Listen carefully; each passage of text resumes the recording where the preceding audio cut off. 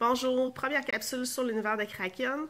Les capsules qui vont suivre vont durer à peu près 3 à 4 minutes, qui ont pour but de vous vulgariser autrement, dans le fond, le contenu du document, mais aussi leur rajouter des petites informations qui vont peut-être vous aider à avoir une idée ou susciter l'intérêt pour créer votre personnage, puis aussi va s'assurer que votre personnage va pouvoir bien évoluer dans notre monde.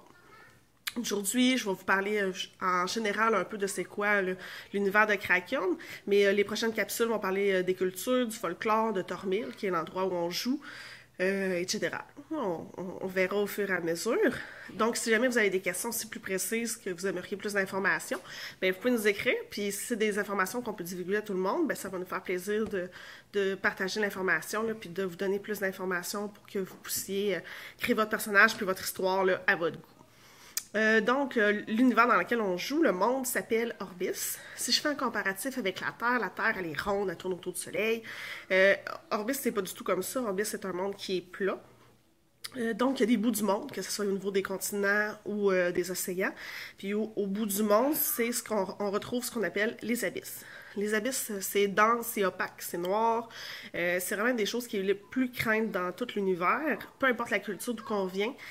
En partie parce que c'est un peu inconnu là, ce qui se passe quand on tombe de l'autre côté, mais aussi à cause de ce qui en sort, qui s'appelle les Kraken. Mais ça, je vous en parlerai plus dans le folklore.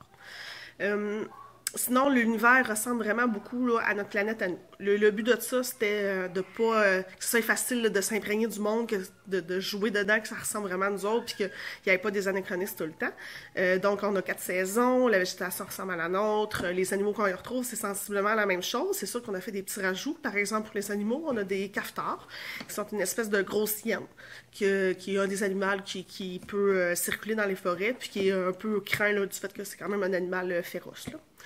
Que je vous parlerai un peu plus par rapport à d'autres cultures qui sont capables, eux autres, de les domestiquer. Donc, ça ressemble vraiment là-dessus beaucoup à notre univers à nous autres. Ce qu'il y a aussi de différent, c'est dans le fond la présence de Dieu, Dieu qui a créé le monde. C'est un Dieu unique pour toutes les cultures. C'est le même Dieu, dans le sens où Dieu, aux 8 ans, s'adresse pendant 8 jours de fil au peuple. Mais je vous en reparlerai plus loin. Mais c'est sûr, en tout cas, en créant votre personnage, gardez en tête qu'on ne peut pas vraiment douter de son existence, du fait qu'il se fait entendre là, quand même régulièrement, puis il y a beaucoup de preuves que Dieu était là. Par exemple, il n'y a pas toujours eu un soleil, des étoiles, puis une lune dans le monde d'Orbis. Ça a été rajouté au fur et à mesure, après des prières, puis des événements là, faits à Dieu. Fait que ça, c'est pour la base par rapport à Dieu.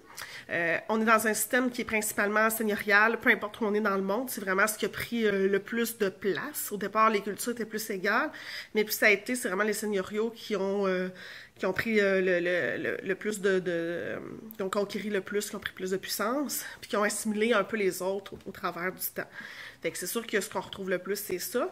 Puis à l'endroit où on joue, c'est vraiment surtout des portuaires et des seigneuriaux qu'on va retrouver. Là. Fait que si vous pensez à faire votre personnage, c'est sûr que en général, on vous conseille pour que ça coule bien, puis que vous ayez des choses intéressantes à faire, puis que vous puissiez vous impliquer dans l'histoire locale, c'est de faire des seigneuriaux et des portuaires.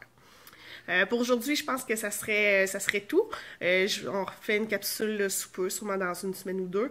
Fait qu'avec d'autres informations, ça sera sûrement par rapport aux cultures pour pouvoir mieux vous les décrire puis vous donner un peu plus d'informations. Puis, ben c'est ça. À la prochaine!